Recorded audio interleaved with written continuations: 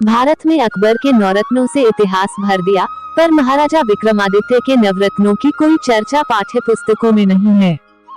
जबकि सत्य यह है इनके अकबर को महान सिद्ध करने के लिए महाराजा विक्रमादित्य की नकल करके कुछ मूर्खों ने इतिहास में लिख दिया कि अकबर के भी नवरत्न थे।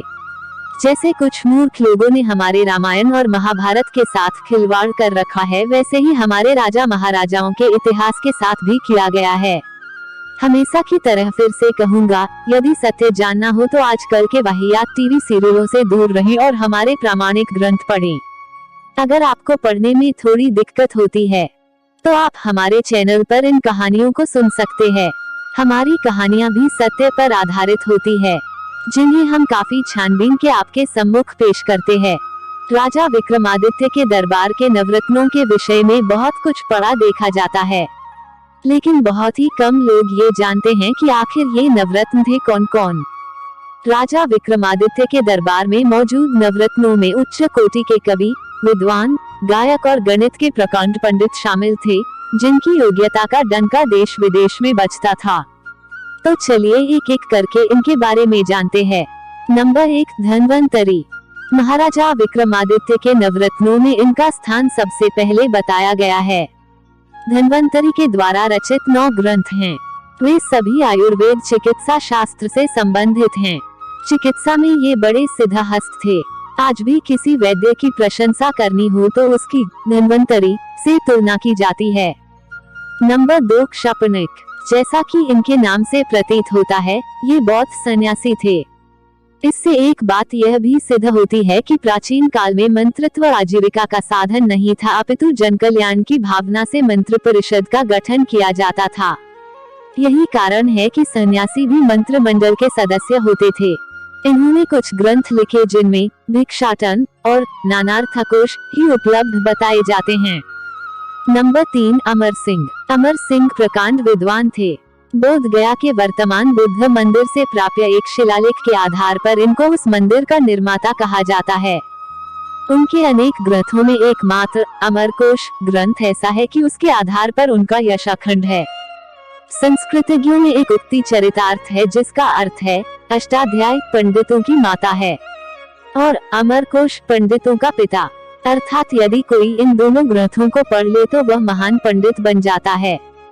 नंबर 4, शंकु। इनका पूरा नाम शंकुक है। इनका एक ही काव्य ग्रंथ भुवनाभ्युदयम बहुत प्रसिद्ध रहा है, किंतु आज वह भी पुरातत्व का विषय बना हुआ है। इनको संस्कृत का प्रकांड विद्वान माना जाता है। नंबर 5, वेताल भट्ट। विक्रम और वेताल की कहानी जगत में प्रसिद्ध है। वेताल पंचविंशति के रचयिता यही थे, किंतु कहीं भी इनका नाम देखने सुनने को अब नहीं मिलता। वेताल 25 से ही यह सिद्ध होता है कि सम्राट विक्रम के वर्चस्व से वेताल भट्ट कितने प्रभावित थे। यही इनकी एकमात्र रचना उपलब्ध है।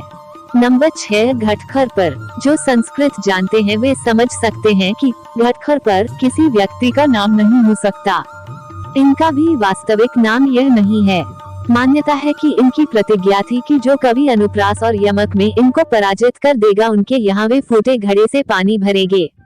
बस तब से ही इनका नाम घटखर पर प्रसिद्ध हो गया और वास्तविक नाम लुप्त हो गया। इनकी रचना का नाम भी घटखर पर काव्यम ही है। यमक और अनुप्रास का वह अनुपमेय ग्रंथ है। इनका एक अन्य ग्रंथ नीतिसार के नाम से भी जाना जाता है। नंबर 7, कालिदास। ऐसा कहा जाता है कि कालिदास सम्राट विक्रमादित्य के प्राणप्रिय कवि थे। उन्होंने भी अपने ग्रंथों में विक्रम के व्यक्तित्व का उज्जवल स्वरूप निरूपित किया है। कालिदास की कथा विचित्र है।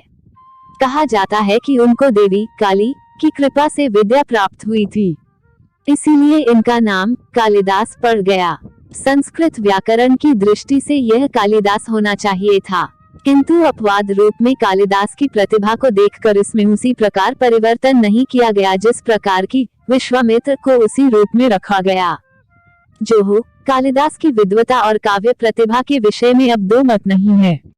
वे न केवल अपने समय के अप्रतिम साहित्यकार थे, अपितु आज तक भी कोई उन जैसा अप्रतिम साहित्यकार पैदा नहीं हुआ है। उनके 4 काव्य और 3 नाटक प्रसिद्ध है। शकुंतला उनकी अन्यतम कृति मानी जाती है। नंबर 8, वराह मिहिर। भारत के ज्योतिष शास्त्र इनसे गौरवास्पद हो गया है। इन्होंने अनेक ग्रंथों का प्रणयन किया है। इनमें बृहज्जात, सूर्य सिद्धांत, बृहस्पति संहिता, पंच सिद्धांति मुख्य है। गणक तरंगिणी, लघु जातक, समाज संहिता, विवाह पटल, योग, योग यात्रा आदि आदि का भी इनके नाम से उल्लेख पाया जाता है।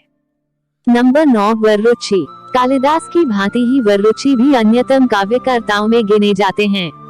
सदुक्तिकरणामृत, सुभाषितावली तथा शार्ंगधर संहिता इनकी रचनाओं में गिनी जाती हैं। तो दोस्तों, ये थे महाराजा विक्रमादित्य के 9 रत्न, जो कि इतिहासकारों द्वारा हमसे छुपाए गए थे। क्या आप इनके बारे में पहले से जानते थे? हमें कमेंट करके जरूर बताएं। वीडियो को यहाँ तक देखने के लिए आपका दिल से आभार। बड़ों को नमस्कार, छोटों को ढेर सारा प्यार। जय हिंद, जय भारत।